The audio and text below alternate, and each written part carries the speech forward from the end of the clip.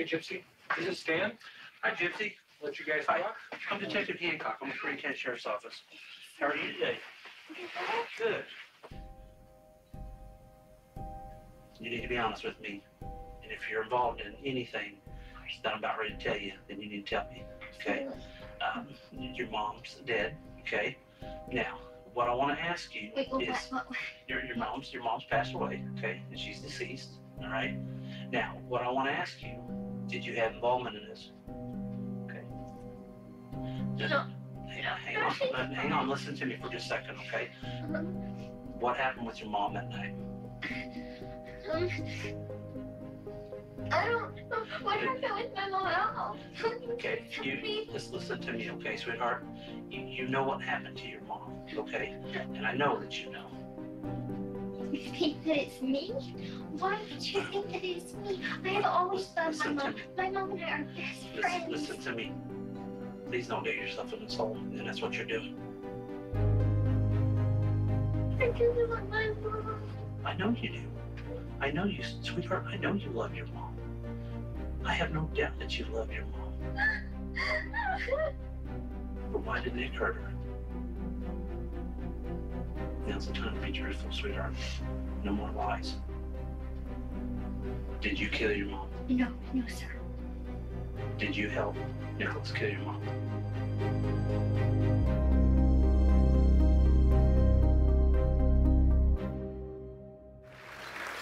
Ladies and gentlemen, please welcome a cancer survivor and passionate young lady, Gypsy Rose Blancharde, and her mother, Dee Blancharde, from Springfield, Missouri, to the stage.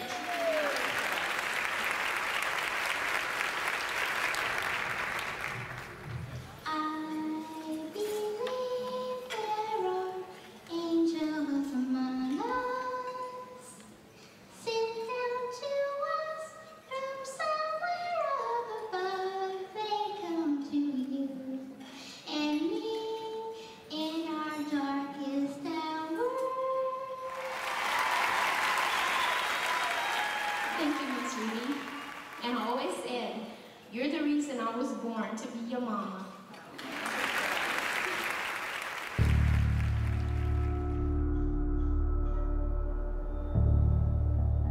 Breaking news this morning, 48-year-old Dee Blancharde was found dead inside her home, and her 19-year-old daughter Gypsy is still considered missing. It all started receiving a call on June 14th to check the well-being of a family. Gypsy and Dee were Hurricane Katrina survivors. Everybody believed that they were coming here to the Ozarks to make a better life. There was a Facebook post that was quite alarming. We were actually thinking that it was somebody that hacked into the Facebook, and it wasn't actually a threat. Gypsy was in a wheelchair. She had leukemia, and she was having seizures, and she had to be tube fed. As the sheriff, my primary responsibility at that time was really to ensure that her well-being was okay. Whatever they were going through was incredibly hard for them, especially with the medical conditions. And so everybody gathered around them and would try to help them out as much as possible. It just proves that happy endings are not just in fairy tales, they're real. The Facebook post was, quote, "The bitch is dead," and another post stating, "I fucking slashed that fat pig and raped her sweet innocent daughter. Her scream was so fucking loud, LOL."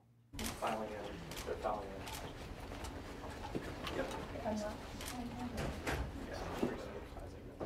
Okay, good morning.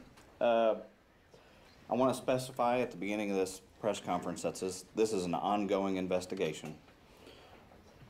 And I want to start off with saying things are not always as they appear. The truth is, okay, I'll admit it. I did actually stab her. I will admit it. I know. Okay. The only reason I did it is because I did it for me and her. That's the real reason I did it. I would have never did it if it was not for me and her. Okay. So I know that he loves me, he would do anything for me and to be with me. Did Gypsy know that you were going to kill her mother? Honestly, she asked me to. Okay. Both Facebook postings were authored by Gypsy. The prosecutor has filed charges this morning for first-degree murder. This is a tragic event surrounded by mystery and public deception. Gypsy can walk without assistance or a wheelchair, and she can do that very well.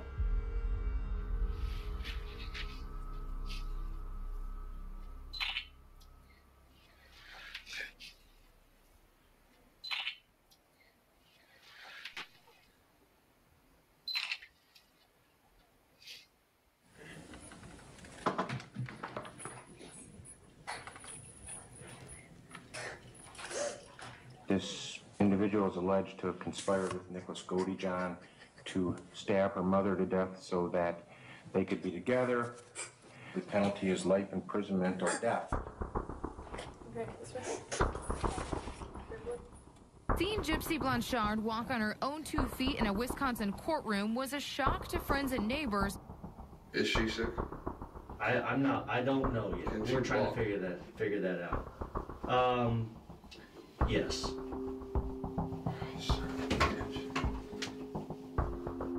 To see her walk was really upsetting. Obviously, if that's a lie, then who knows what all was a lie. We really don't know the true background of this family, as we have unearthed the appearance of a long financial fraud scheme. The family got medical airlifts, Disney travel, and free housing over the years because of Gypsy's supposed disabilities. It was a facade that translated online. Donations pouring in for Gypsy's reported muscular dystrophy and leukemia. We have not confirmed the age of Gypsy. It appears that there is several date of births that have been used over a period of time. I almost want to say, man, I can't believe I even wanted to associate with. Why did I even help them? I just never would see that that little girl really wasn't who she was supposed to be.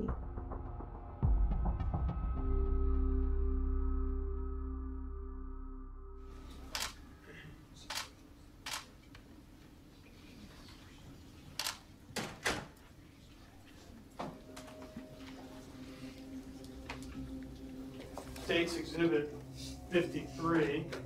Ask if you can tell me what that is. Ms. Blancharde is charged with murder in the first degree.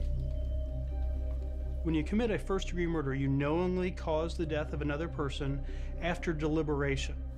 Analysis of cell phones provided evidence of numerous text messages between Gypsy Blancharde and Nicholas Godejohn.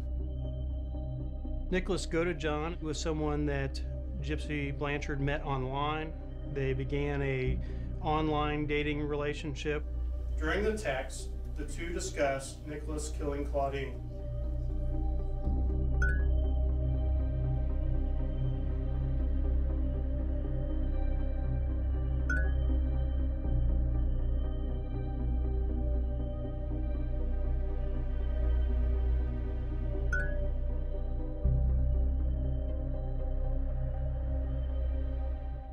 At the beginning, it looks like a tabloid case. It looks like here's some people in some weird outfits and they're pretending to be disabled and they're scamming everybody. And then there's this like sort of horrible murder and the Facebook status that bitch is dead. Like all of it is very tabloid.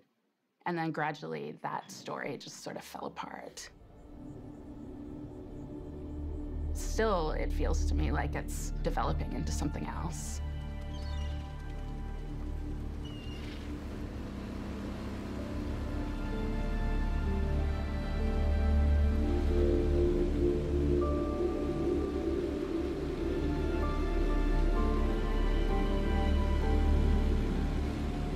Still ask the question, how do you kill your own mother? I mean, there's got to be a reason. There's got to be some abuse there. You don't just, I'm gonna kill my mother because I want to be with a boyfriend. Like I told my mom when I called my mom and talked to her about it. I said, Mama, I said, I've been I was mad at you before. I said, but I've never, ever in a million years thought about killing you. I said, for me to think about killing you, I said, you'd have had to done some pretty bad stuff to me. Nobody wants to believe that something like this can happen. I think the initial reaction is that Gypsy's been lying to everybody. But when you look at the backstory, when you look at how we got here, this all started long before Gypsy would have ever had any type of say in what was happening.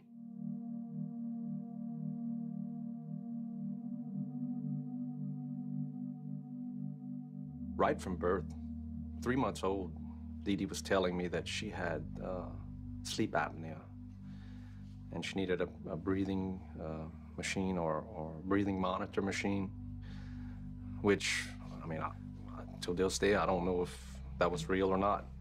It escalated from then.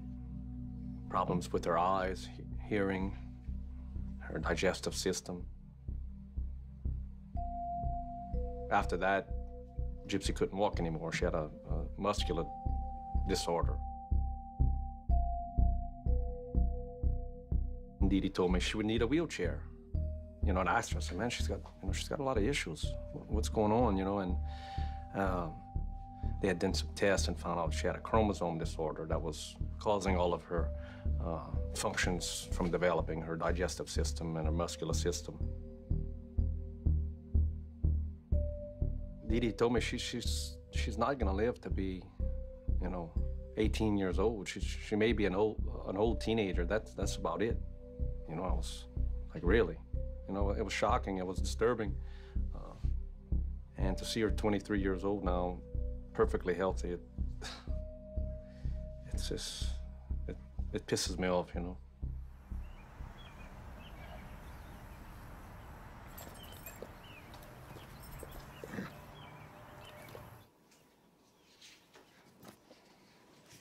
This picture here, I don't know if this was the surgery where she got her stomach lining wrapped around her esophagus. No, she would have had that earlier. She had that feeding tube way before then, She was 10 here. This was probably close to the first year or two when she was in a wheelchair. Yep.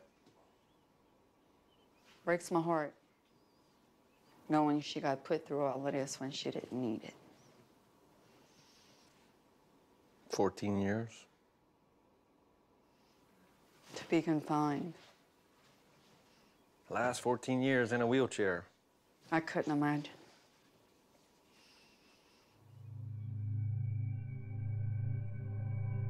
I've never encountered anything that is even close to what Gypsy has gone through. Her mother appeared to have taken great steps to keep Gypsy in a very juvenile role, making her act several years younger than her actual age. It appears that Gypsy was not even aware of what her actual age was. I called her for her 18th birthday, and Dee Dee said, don't tell her she's 18, I'm like, what you mean don't tell her she's 18? She said, no, she's 18, it's her 18th birthday. But she don't know she's 18, I thought it was weird, She, I always did know that she told me her mental capacity was, like 5 years behind. When she was like 15, she was like, oh yeah, her learning is coming along, but she's like, mentally at like a 9 or 10-year-old. She looks like she would be 10 and 11, and she was probably like 21, 22. I wonder what she was thinking. Hello, everybody. This is Gypsy Rose reporting from Aurora, Missouri. I am about to dive off our porch into the pile of snow. You ready?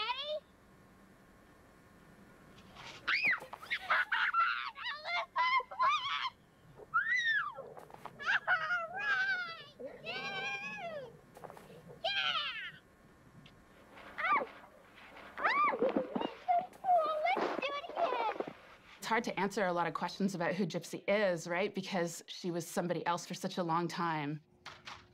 And now we know her as almost a completely different person. I'm Erin, as you remember. I would be curious if anybody Gypsy has talked to feels they're getting the full story. This is actually kind of the first time I've been honest. Besides being honest, you know, with my attorneys. Even that, I haven't been completely honest with them, so. How would you describe your mom?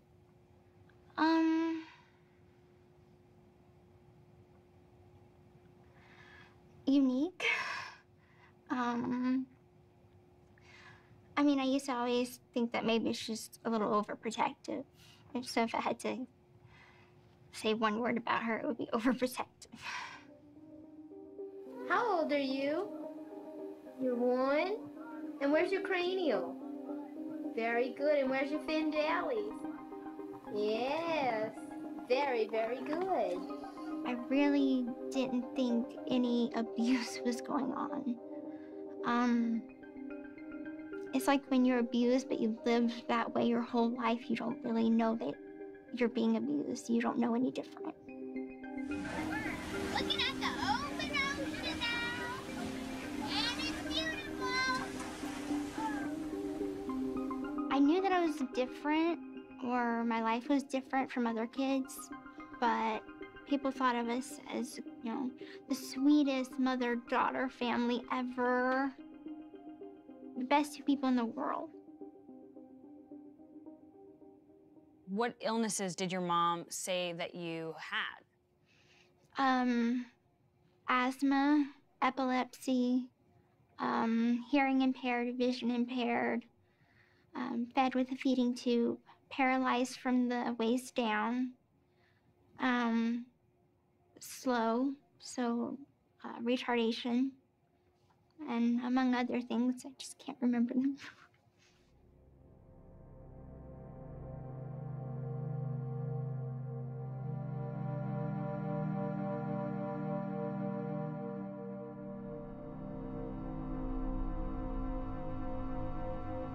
I was on breathing medication, medication for seizures, a medication to help go to the bathroom, pain medication, anxiety medication, just everything. I would have to put on the breathing machine every night. I hated it though, because it seemed to make my breathing worse, not better. And then another machine was for the feeding tube. It was controlling what I'd eat. My medications would be put through there. I really wouldn't even have to be awake, so she could put whatever in my body and I wouldn't even know.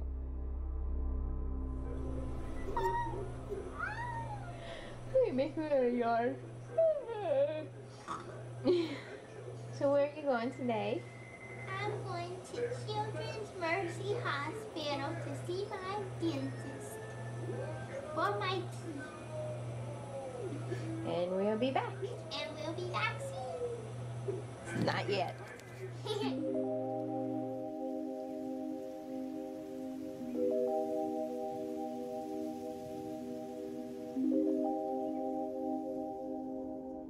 If we'd be going to the doctor, she would do all the talking. I'd always have a stuffed animal or a Barbie doll. She'd just tell me, just play with my Barbie doll. If the doctor would come to examine me, just stay in the wheelchair, be calm, play with your doll, and don't move your legs.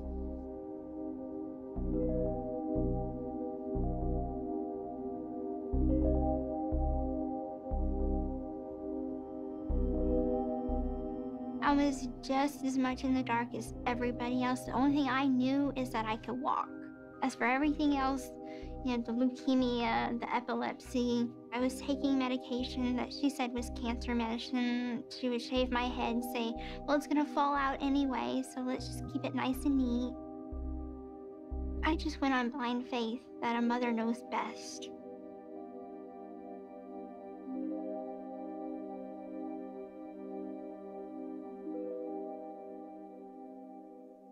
You're supposed to love and protect your children. How could you do this to your child?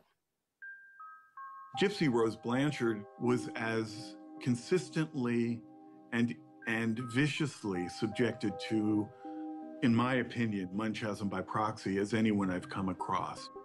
Munchausen by proxy involves a caregiver who either feigns or actually induces illness in her children, and her goal is some kind of emotional gratification, looking for sympathy, attention, care, concern that she feels unable to get in any other way.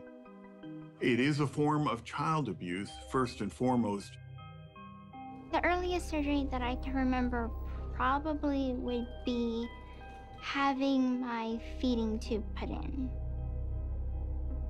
You have to have it constantly changed, like every 6 months. And that would be pretty painful because they don't put you under anesthesia. They just take you in the emergency room, rip the old one out, and put a new one in. I don't know why these procedures were done or how her mother was able to convince the doctors. Mind-boggling is the only way I can put her ability to manipulate people.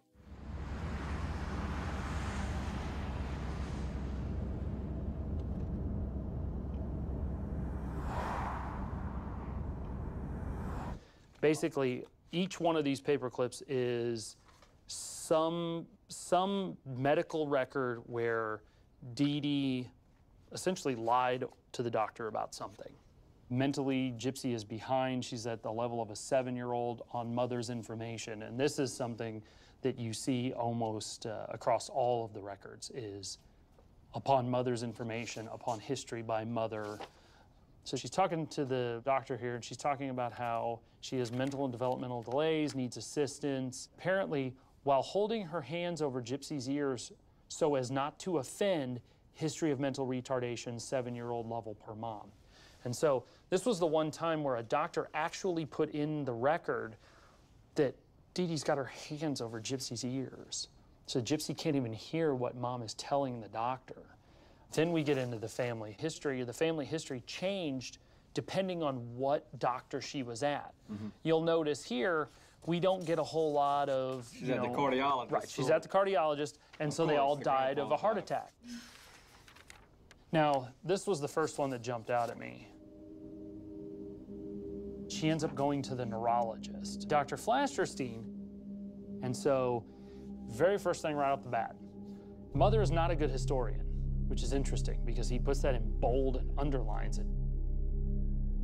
One of the things was a big discrepancy was that for a person that has not walked for 9 years, for years, she should have technically almost no muscles in her lower extremities.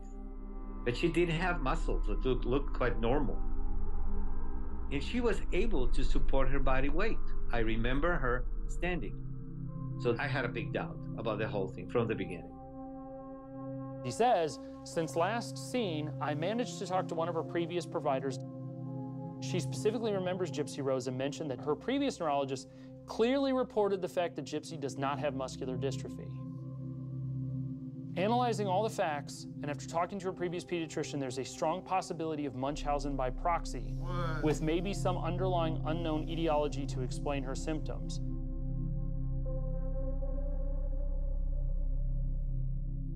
Once in a while, we report patients to social services. We do that when we feel that there's a neglect. But a neglect is different what this mom was doing.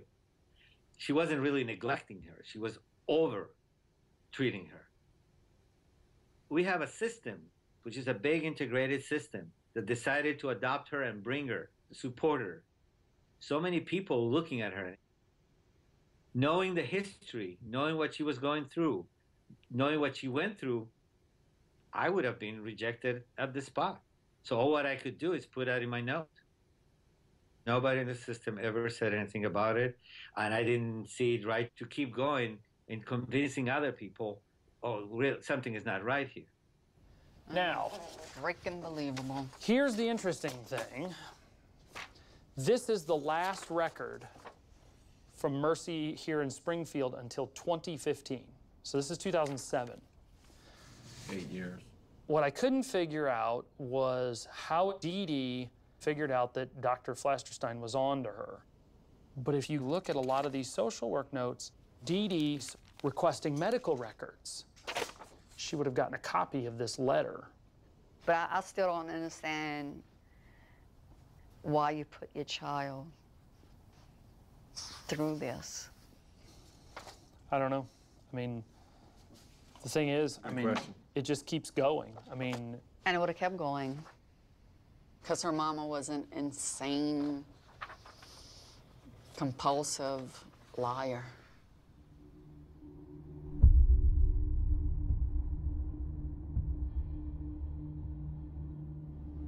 Dee Dee and I met at the bowling alley one night.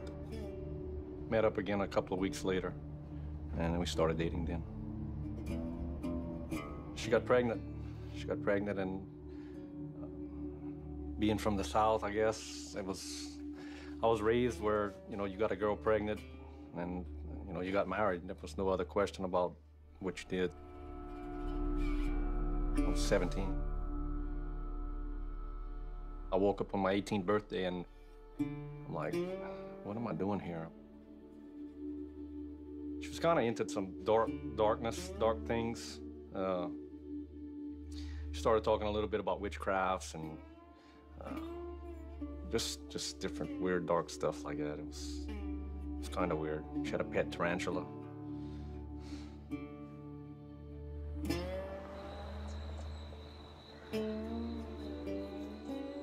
Dee Dee was my aunt, real weird girl. I would think she's bipolar, no doubt. Multiple personalities, perhaps. Definitely an evil person, I would say, you know?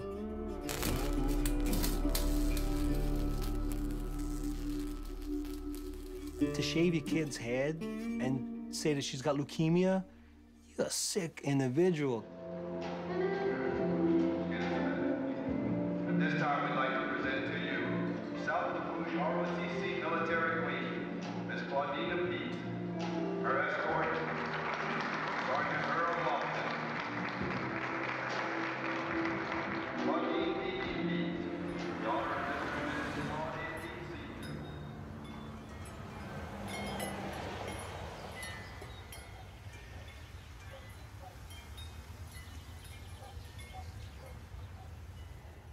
What was Dee Dee like as a child? Do what, baby? What was Dee Dee like as a child? What was Dee Dee like? Dee Dee? She was okay. We were pretty close, me and her. Yeah, I'd give her everything that she wanted anyway, whatever she wanted, and except a dog in the house. I didn't want that. Now we wind up, we got 2 dogs in the house. But she was something else. She was a very filthy person. If it didn't go her way, she'd see to it that you would pay. And did we pay? Paid a lot. She opened up credit cards with my dad's name, my grandpa's name, ran up crazy bills. Supposedly, America's Most Wanted was looking for this girl. The minute she'd have set foot on the bar, the law would have arrested her. Yeah, she She was had wanted. made bad checks in Slidell, Slidell, she was wanted. bad checks in New Orleans. Wherever she went, she was doing all kind of stuff. She was poisoning my stepmother.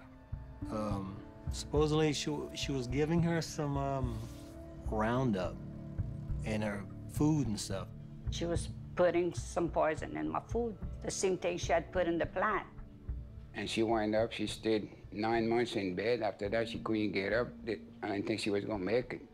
There was nothing she couldn't get away with.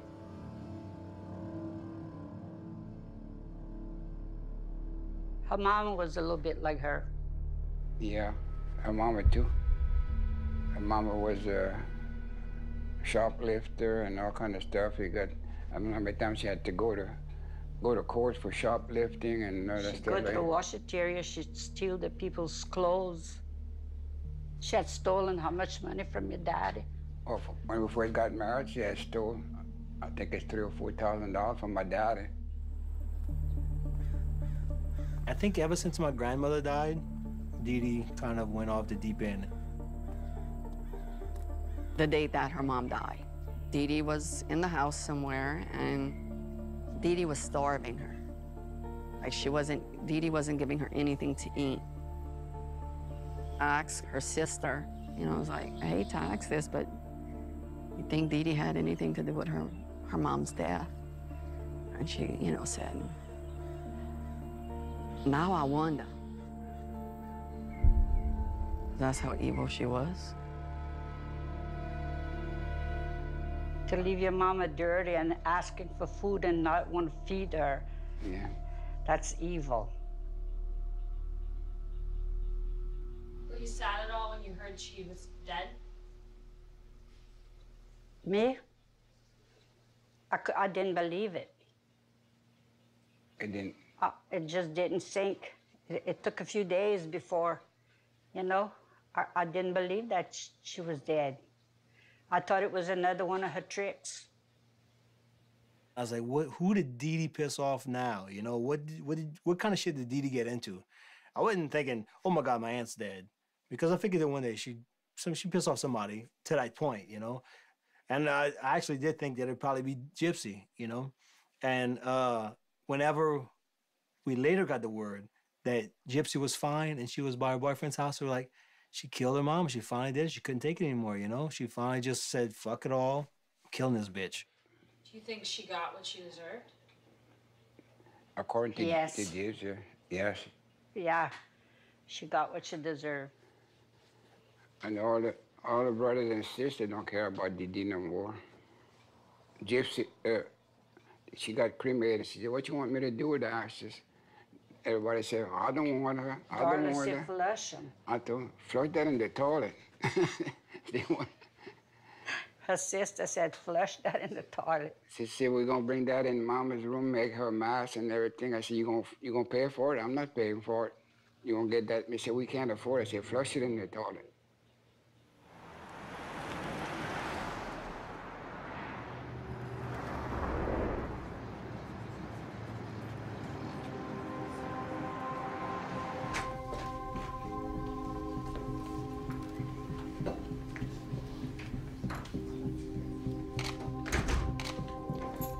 Prosecutors have decided not to seek the death penalty against a Springfield woman and her boyfriend, both of whom are accused of murdering the woman's mother.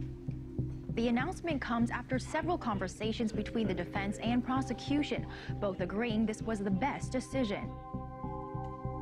Being a prosecutor, the standard is to do what's right and what's just.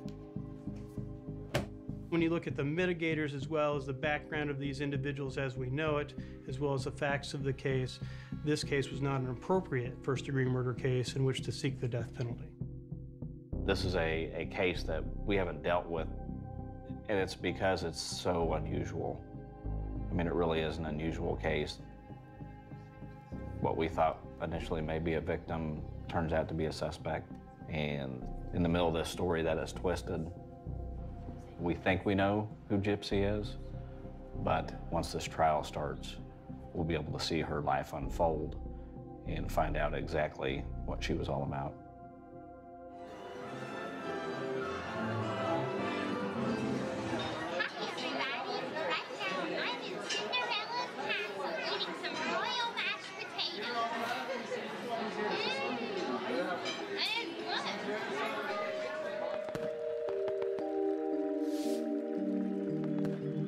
Gypsy loved Disney because they were stories that resolved in happy ways. And ultimately, her story was not resolving in a happy way. I liked the Disney movie Tangled. It's about Rapunzel. She's a princess to this kingdom, and she's kidnapped by Mother Gothel from her real family. And Mother Gothel keeps her in this tower for all of her life and tells her, don't leave this tower. So that is all she knows. I think that Gypsy just wanted her life to be like any fairy tale princess. and have the perfect ending. You know, all the bad villains get what they deserve. At the end, Mother Gothel died. She got thrown out a window because Rapunzel tried to stand up for herself and leave her tower.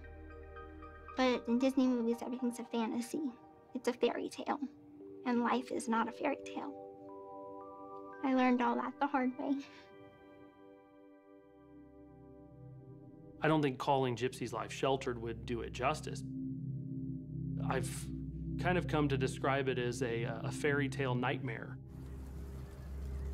Her mother controlled almost every aspect of her life. The control was total in the same sense that the control of a kidnapped victim sometimes is total. Her daughter was in essence a hostage. And I think we can understand the crime that occurred subsequently in terms of a hostage trying to gain escape.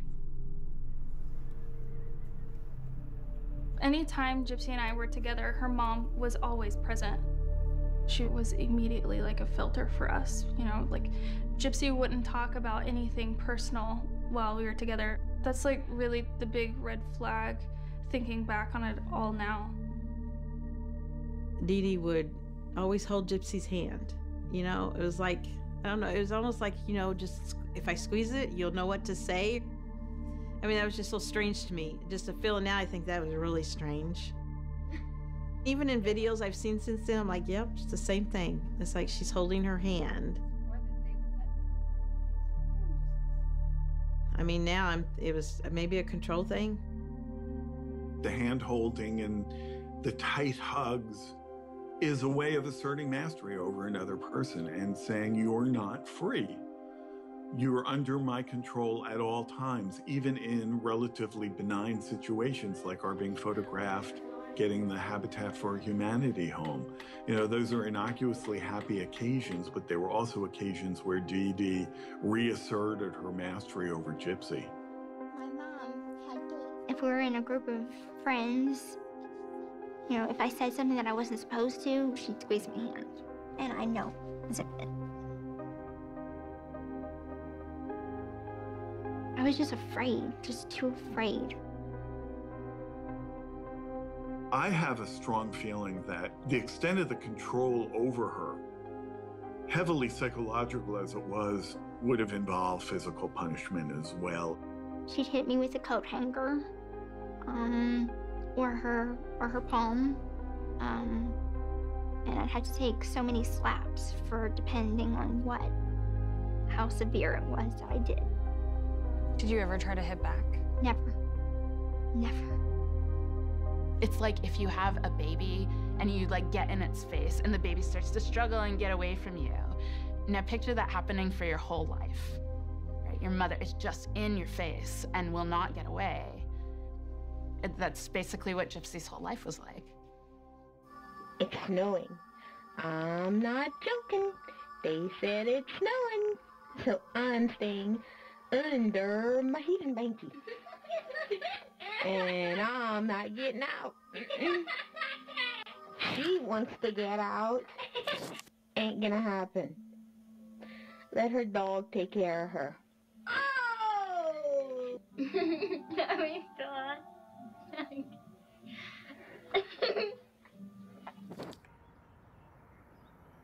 Her mother was so suffocating, so powerful, so manipulative, that Gypsy may have felt any efforts to escape were bound to fail.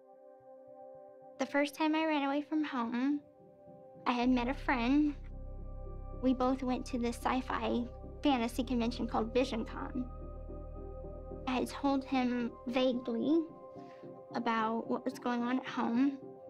And he told me, you know, you just pack your stuff and you can come live with me in Arkansas. And I said, okay. I snuck out, got a ride from a stranger, and went over to his place. And then within like 4 hours, my mom found me at his place because we had mutual friends in common. So she was starting to call the cops on him.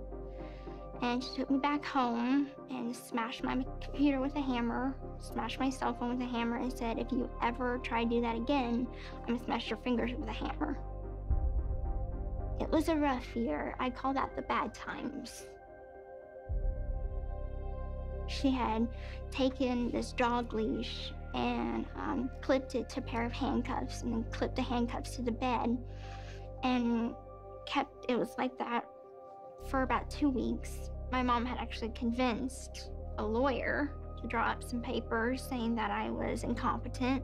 So I thought if I had tried to go to the police, they'd look at these papers and say, she's retarded. She doesn't know what she's talking about. Gypsy has essentially fallen through every crack there is in the system. The Greene County Sheriff's deputies came out to the house on an anonymous report that Gypsy was potentially being abused.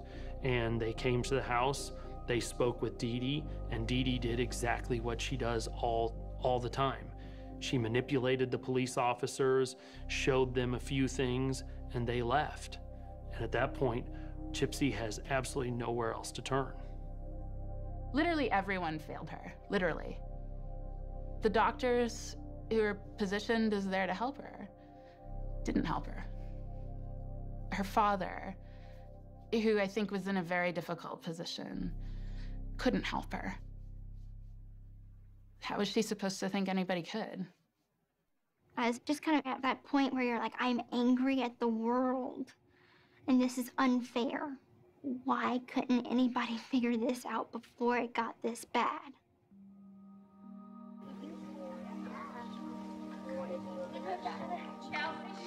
Gypsy, over here, baby.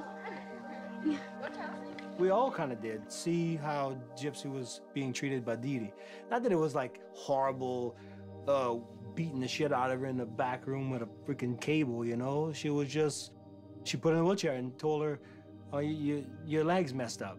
You can't walk. Her sister told me once, Rod, you know, Gypsy can walk. And I asked Dee Dee about her. She's like, well, you know, with her muscular dystrophy or with her disease, her muscles hurt sometimes. So sometimes she can walk when she's feeling okay, but it's progressive. It's going to get worse. And it wasn't long after that they were, you know, they started moving further and further away. And, you know, there's nobody there to question that anymore, you know. After all of the doors had been closed, family, friends, the police, I think that Gypsy felt she had no other avenue. I met Nick through a Christian dating website. It was one of the profiles that I had saw. Thought he was cute, so I checked him out, sent him a wink. He sent me one back.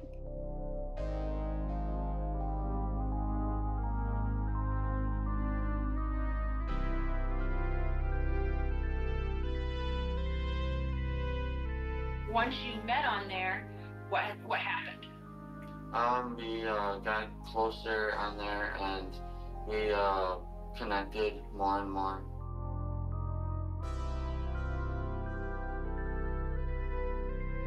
The way that we clicked, we somehow just knew we were right for each other. 4 days later, we started a relationship together.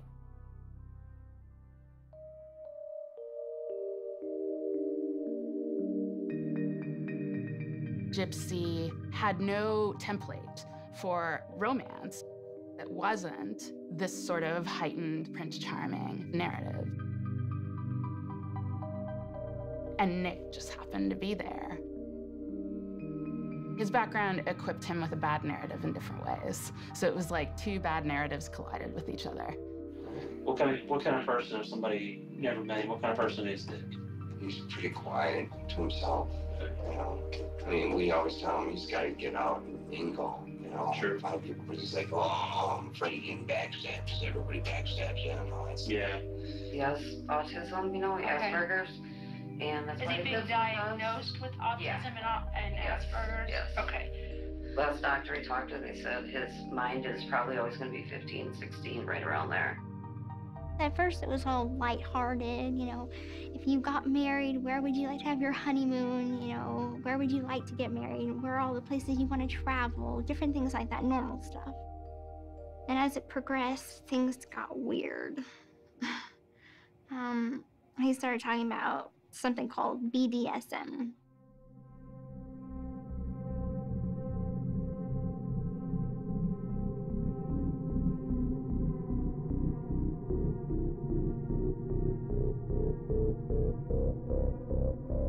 And at first I didn't know what it was, so I looked it up. And once I looked it up, I was like, I don't want to do this. And then he kind of just taught me into it, and it's like, it'll be fine, you know, just try this with me. And so I agreed to it.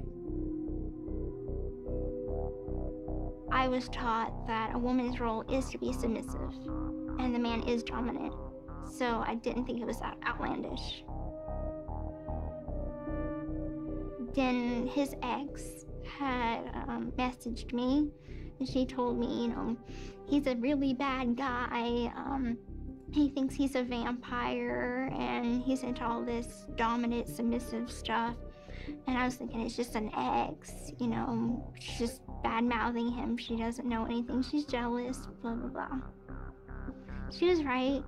Godejohn also has a criminal past. In 2013, he was arrested after investigators say he was watching pornography and fondling himself in a McDonald's restaurant for 9 hours. Police finding a large knife during the arrest. I really don't know what's wrong with him. But, I mean, it's not like I ever had a boyfriend before. So I really didn't know what was a normal relationship. I don't know how much he told you about me, but there's actually multiple personalities of myself. Have you been diagnosed with that?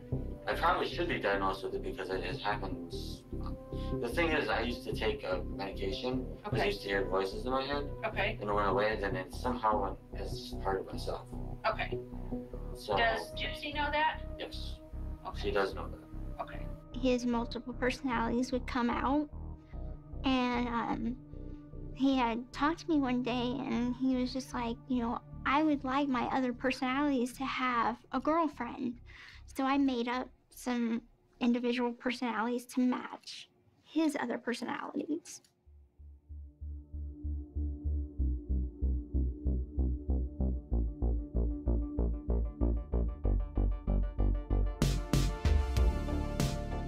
The one inside of her, his name is Kitty. It's like a little girl inside of her. You got another one called Candy. She has an evil side of herself as well. Just to call her Ruby. It was deaf, dumb, blind love. And sometimes it's a bit crazy love. One of the most interesting things about this case is that no matter how much control you have over an individual, you can't stop adolescent sexuality from blossoming. Her whole life, this had been a subject that was forbidden to her. And ultimately, that turned into a really destructive force.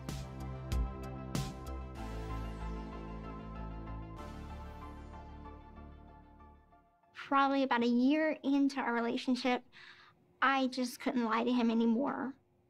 And I just told him everything. Why didn't nobody know she could walk? Her mom wanted everyone thinking that she was like 16 the entire time. So, yeah, she felt kind of trapped on a wheelchair when I actually was trying to encourage her to be able to walk more and more and more. It really didn't come up like, I want you to kill her. But he had said, I'll protect you from anybody. And I said, anybody? And he said, yeah. And I said, even my mom?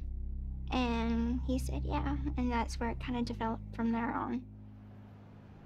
We'd call it Plan B. But we always pushed it back. You know, it was just a thought. It was never a reality. We'll consider other options. had planned a meeting at the movie theater. I and my mom was gonna go see Cinderella, the live action version of Cinderella. And I was like, this is a perfect time for us to meet. I'll buy your ticket and you come to the movie theater, we'll meet, like we're just meeting as new friends, and it's gonna be perfect. She wanted to have sex with me, so I did. Okay, she wanted to have sex with you? Yes. Wow, did her mom know? We kept it from her mom. Okay. Where did you have sex at in the theater? It was in a bathroom. Okay, in a girl's bathroom or boys' bathroom? She just took me to the boys' bathroom. I didn't have any choice. I went right into the boys' bathroom. I guess she was okay with it. Okay, okay. And then what happened after you guys had sex in the theater? We went to our movie and watched it. They're all looking at you. Believe me, they're all looking at you. I don't know what it was, but apparently the night got ruined in some way. I couldn't. I was trying to understand what was going on with her mom. She despised him. She was like, he's creepy, he's weird, he's coming to see a kid's movie alone by himself. And now looking back on it, yeah, it is weird. We were the only people at the movies, and he didn't have a kid with him or a girlfriend or nothing. He's just this guy going to see this chick movie.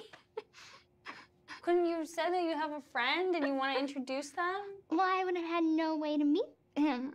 You know, I can't say, you know, I met him online, or she was all the time with me, so there would be no other time to meet him. Once all of those plans seemed to fall apart, I just got desperate.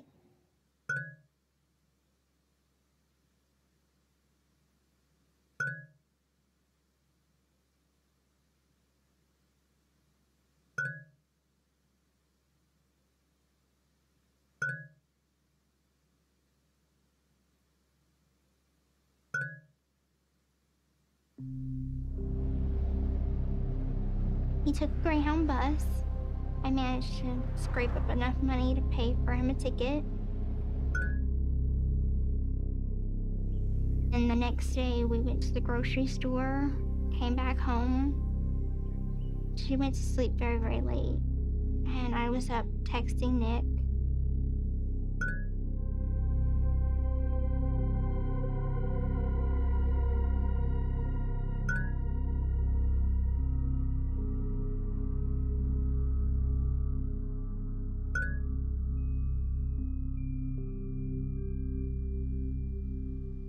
We painted each other's nails.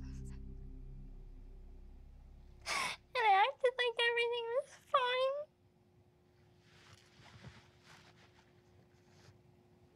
We had just recently gotten into an argument, and we had made up.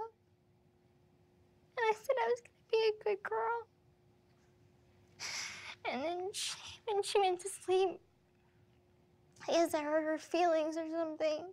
And she said, I'm starting to feel more relaxed. Don't hurt me.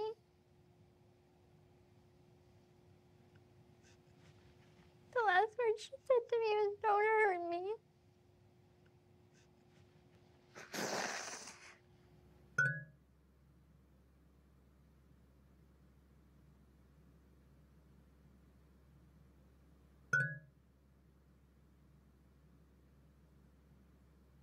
I went into the bathroom. I got kind of in a fetal position, and I covered my ears. And then I heard my mom wake up.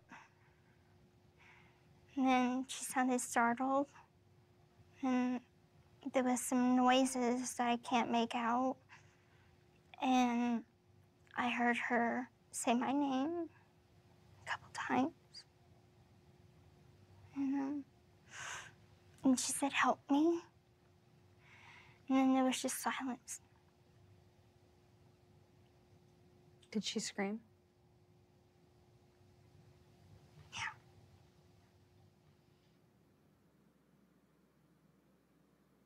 This is about as clear a premeditated murder as I've ever seen. It's brutal. And I think it would be very hard for anybody to not have a moment of being taken aback. Did you have sex with Dee? No. You didn't stick your penis anywhere on her? Nope. Are you sure? Yep. Positive? I'm 100% positive. Okay. Did you stick your penis in her mouth? Nope. Okay. Did your penis touch anywhere on Dee's body? Nope. Okay. Did your mouth touch anywhere on Dee's body? My mouth? No. Okay. You didn't kiss her or Nope. lick her or anything like that? Nope. Okay. What do you think about people that have sex with dead bodies? It's quite disturbing, honestly. Okay. That would bother you? Yeah. Okay. I don't like necrophilia. Okay. Because I think one of the things that she might have said was that you had mentioned that you'd like to rape her mom. Yeah, at one point I was thinking about it. Okay. He had wanted to rape my mother. That's what he wanted to do. He was like, I'm gonna kill her, but I'm gonna do it my way, and I'm gonna rape her. So what I did was I made a deal with him. I'd let him rape me, and then he wouldn't do that to my mom. So you guys have sex? Yes. And what kind of sex? What is sex like to you? Well, to me, the kind of sex that it was pretty much was 100% consensual. Is what I'm looking for. Yeah. Like, are you biting her? Are you punching her? No, I would never lay my hands on her. Okay. I didn't even bite her at all, actually. Not for a long time, that is. The very first time she whispered in her ear that was a turn on of hers is biting. I bit her twice. Okay. The first time I can't remember. The second time I can remember, though, because I bit her a lot harder the second time. Okay. However, she seems to still enjoy it, even when it was really hard. Technically, once we got to that point, I screamed for him to stop, and he didn't. So I don't consider it to be consensual. I barely felt any pleasure, actually. Okay. All right. Is there a reason you didn't feel pleasure? I don't know. It's really hard to say. I did make her have an orgasm once. Okay. And then after that, she might have blew me a little bit, and then after that, I think we stopped because we realized there was a lot of packing and stuff to do. Okay. So you guys get everything packed, she wipes down the fingerprints, and then what do you guys do? We get a taxi and we get to the hotel.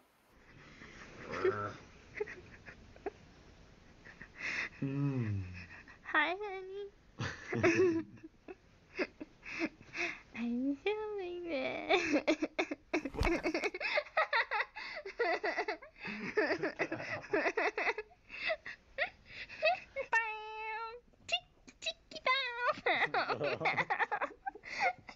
He's eating a brownie. But later he will be eating me. I loved Nick very much at that time, and being with him felt exciting because I was with someone I loved and someone I thought cared for me. We took a Greyhound bus back to Wisconsin. My mind wasn't thinking back to what was at my house.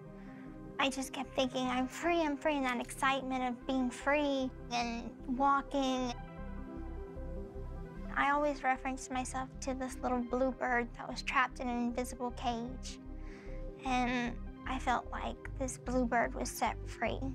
Did you guys talk about your future? What was your plans for your future? We wanted to have a family together, and we wanted to build a life together and stuff. We thought we really had a chance to do it, so we were happy about that.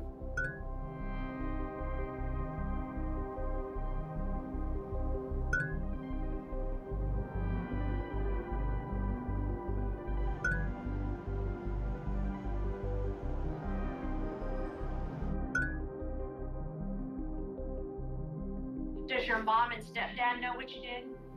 No, they don't. And this is the first time they ever met Gypsy? Yeah, in person, yes. Okay. And they agreed to let her live there? Yep. Okay.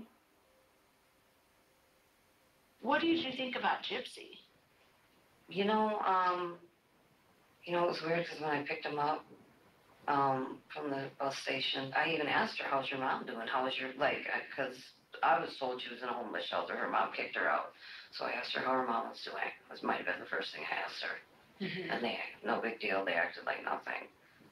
What was your impression? I mean, did you feel like there was anything wrong? Did you feel like everything was good? Everything seemed normal. The only thing that freaked me out is she was wearing a wig. Okay. Did you remember getting in the mail an envelope or anything addressed to Nick or Gypsy or anything like that? There was one that just came in Saturday. I have no idea what was in it. And that was my next question. I don't go through mail. Okay. Maybe I should have. That was the knife that he had stabbed her to death with. They mailed it from their house there to your house. Are you serious? Yes, ma'am. And that was located in your house. Oh my God. I think there was a little around $4,000 to $5,000 of cash that they had stolen from her mom before she left. Did you see the Facebook post where it says, okay, that's right. Well, on Dee and Gypsy's Facebook post that they share, there's some horrible messages that were posted on there that said, like, I believe, like, they slashed her, or like, I slashed her, I killed her, and then I raped the girl, and the girl's dead too. Well, those all were actually posted by Gypsy. Startlingly, it was Gypsy who went online to announce, you know, that bitch is dead. And to go even further and describe a scenario where she was raped is just perverse. It implies a fair degree of sociopathy. Just the way the girl acted. I mean, how can you do something to your mother and lose your mother and just act like that? I was like, I'm just trying to wrap my head around it. I mean, they acted like two normal people. Yeah. You know, that's what's really freaky. There you go. Yeah. How can you do that? Gypsy might have been a mastermind in herself. I think it's most anybody's instinct. Oh shit, you murdered your mother, you know? Watch that girl. Don't turn your back, she might stab you. I do think Gypsy is potentially dangerous. Dee Dee was a master manipulator, and it's impossible that Gypsy would not have picked this up and used it. I don't know what she was putting in my stepson's head. Yeah. You know? I think he's madly in love with this I know. I mean, that's the way it works, though, when you have what he has. It's like your mind focuses on one thing. Do you know what I mean? Yes, ma'am. Do you think that if Gypsy hadn't asked you to kill her mom, you'd ever killed her mom? I know I wouldn't have done it. Okay. You just did it because you loved Gypsy and Gypsy asked you to do it. Yes. Is that what I'm thinking? Okay. For him to ruin his life over that, I'm sorry, but she's a beast. Yeah. She now doesn't have a language beyond manipulation and retaliation. Is she like, I mean, is she taking any sort of, you know, is she like, well, okay, it was me too, or is she trying to put it all on? She takes some responsibility, but not much. Not much at all. Did you kill your mom? No, sir. Did you help No, sir. Nicholas kill your mom? No, sir. Did you have knowledge that Nicholas was going to kill your mom before he did it? Yes, sir. Okay. Sit tight for me, okay?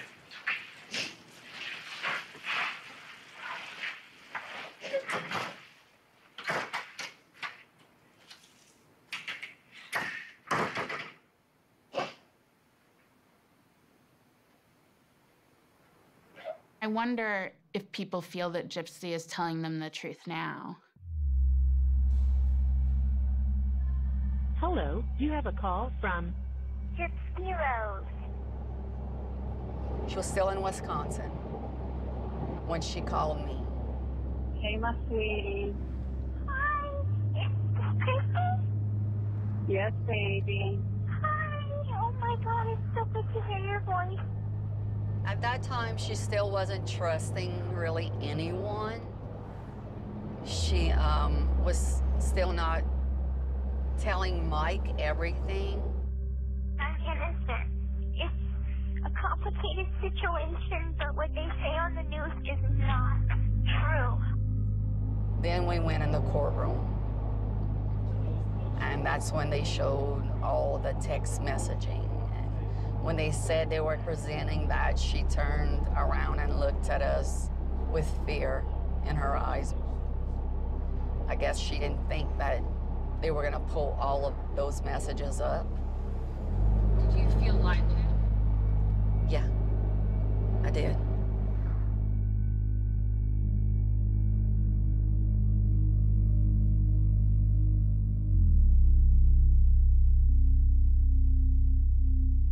They didn't get caught red-handed, but they got caught red-handed. You know, they have a lot of evidence. They have the murder weapon, text, videos. I mean, no doubt they did it or planned it and everything. So it's just a matter of why they did it, you know, and is that reasonable?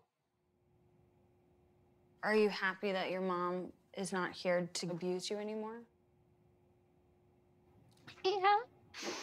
But at the same time, I'm not happy that she's dead. You know, I didn't want that. I know it sounds strange to plan something and go through the steps to make it happen and then, but at the same time, not want it to happen. One of the problems with the legal system is that it demands that people have this one intention in this one moment in time and be certain about it. And I'm not sure that that really happens. And especially in this case, I'm not sure that it happens. It's possible that Gypsy had ultimately ambivalent feelings about killing her mother. I wonder what she was thinking in the other room listening to her mother screaming sometimes. I didn't think anything. I was scared, I was shaking. I didn't have a thought in my brain. It was like it was all not real. I was on a bunch of medications, and I know that's no excuse, but on Xanax, I felt like I had no emotion, and I wasn't thinking right. Munchausen by proxy victims can lose contact with reality at times, and that may be part of the defense in Gypsy's case. She may have trouble distinguishing what's real and what isn't. Is sickness real or is it fake? Is death real or is it exaggerated or fake? So I think she had a limited capacity for reality testing, which just means seeing what's normal behavior and what's really strange behavior. Gypsy grew up in essentially an alternate reality to what the rest of us live. By her mother isolating her from the outside world, she doesn't know or understand what normal really is. In so many ways, I don't know what's right, what's wrong. But to say that, yes, I did this, I'm sorry for it, I feel bad for it, it just feels good to be honest.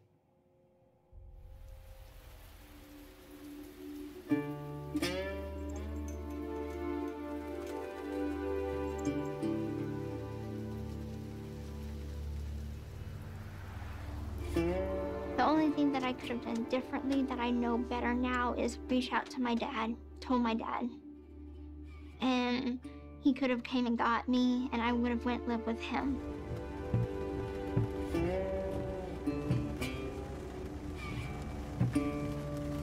That's the McDonald's right here where we visit Gypsy.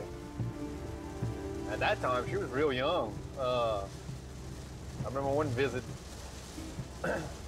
she was so scared of me, man. She was shaking. I don't know what Dee Dee told her about me, but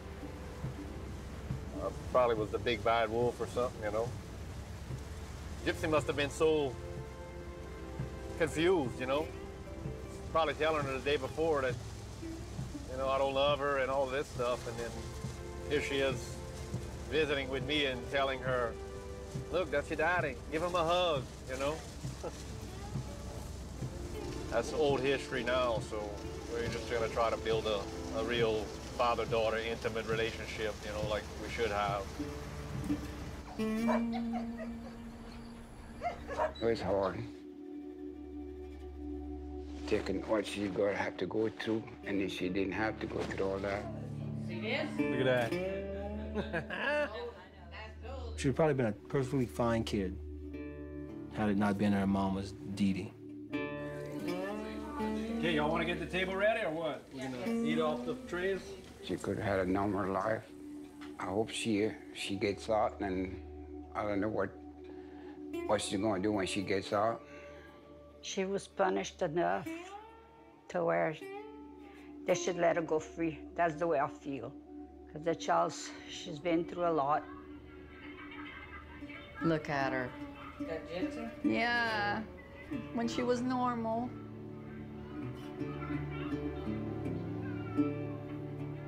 I blame myself now for not doing more. I mean, it is what it is. You know, I'm not a blame yourself type of guy, but who else is there to look at, you know?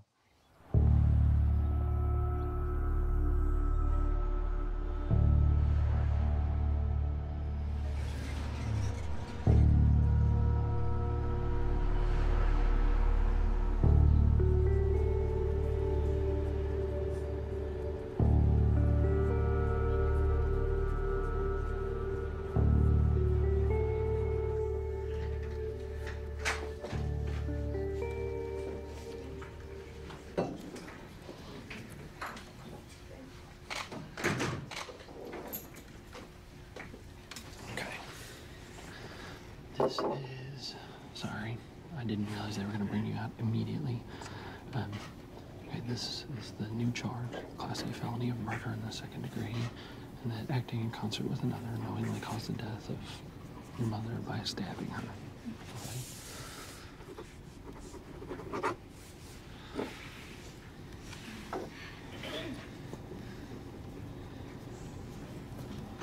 This is in the case of State of Missouri versus Gypsy Rose Blancharde. Please raise your right hand. Do you swear or affirm that the testimony you're about to give will be the truth, the whole truth, and nothing but the truth? Yes, sir. Would you state your name for the record, please? Gypsy Blancharde. And how old are you? I'm gonna be 25 years old at 24.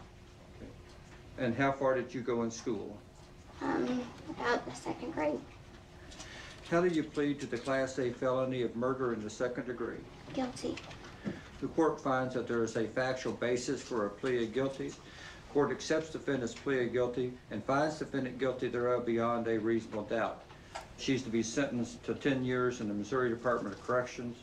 She'll have to do 85% of her sentence before she's eligible for parole. Let's go off the record.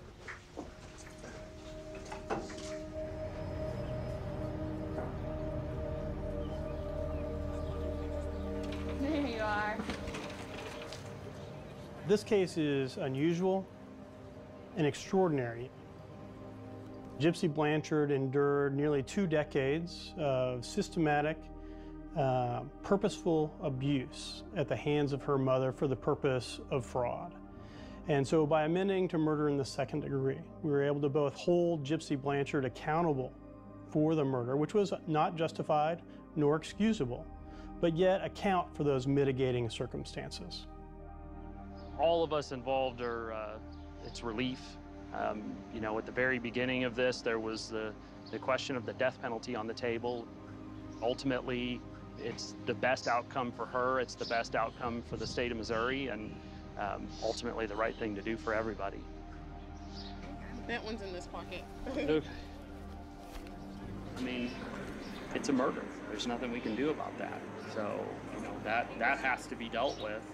But ultimately, when you look at the fact that at the end of that 8.5 years, which she's already done a year of that, she'll be 32 years old.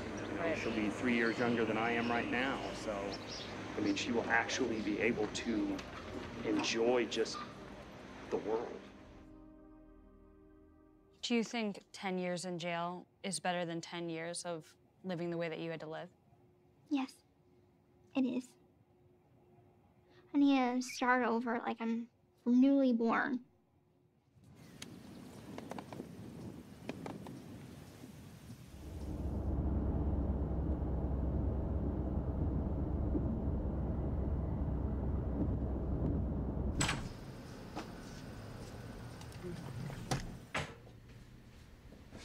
Gray? Gray? Yeah. Wide open gray. No, no, no, no, no. Favorite hat? No. Other hat. I'm holding on to that girl. You know, it's gonna be very emotional. Yeah, you're a big crybaby. You probably gonna cry too, and then when you're gonna cry, I'm gonna cry because you crying, because it's hard to see grown men cry. I don't cry. Bullshit. You cry.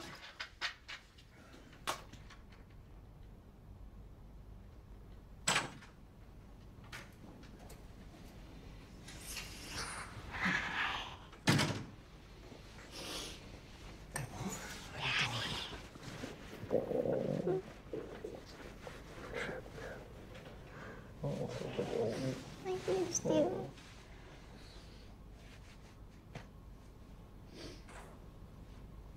You're so big. I know. I'm almost as tall as you.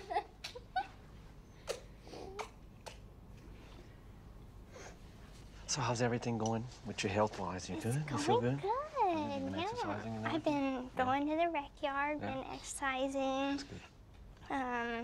My tube site is finally going? all healed. That's good. Looks Yeah. great. good. Looks good. Yeah, Yeah. all healed up. Mm-hmm. So Yeah. every once in a while I get a little pain, but I think it's just phantom pain or something. Yeah. So you're glad that it's I'm happy that it's over. yeah. We was, you know, honestly, we was hoping for less. But, Yeah. I mean, I know it was your decision and everything. That's a gamble you take. I mean, Yeah. I look at it like you could have got 30 years. I look 40 at or it that I something could have like got life in prison. Yeah. You know, I was hitting a really down point, and it was before the plea agreement, before I knew anything about it. I was thinking, if I get life in prison, and that is what I get, I'm committing suicide right now. Yeah. You know, I was seriously considering it. Oh, Because I'm like, it could just be over. I just want to make sure you know that It's something. if I done anything wrong, I'm sorry, baby. No, I don't think you did anything wrong. I think it's just Mom was very good at what she was doing, and I think you just was completely in the dark. So, and I want you to know I don't blame you for any of it, either of you. And Thank you. I take blame on myself and I blame other people, but I never once blame y'all. Well, I appreciate that. We blame, I mean, I hold enough for myself, you know. Accountability is, but I mean, we're not gonna dwell on that. No. No. We're I'm gonna gonna go forward and we'll heal when you get together. out, you're still gonna be young. We can have a great relationship. Look, God pulled you through it. Yeah. You know, the devil don't got you, baby. No. God got you. Yeah. And we got you.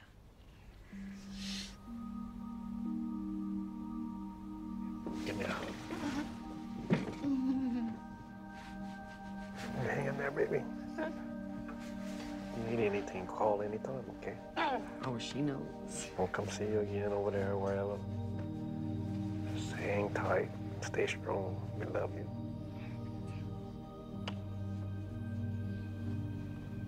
I don't want to go.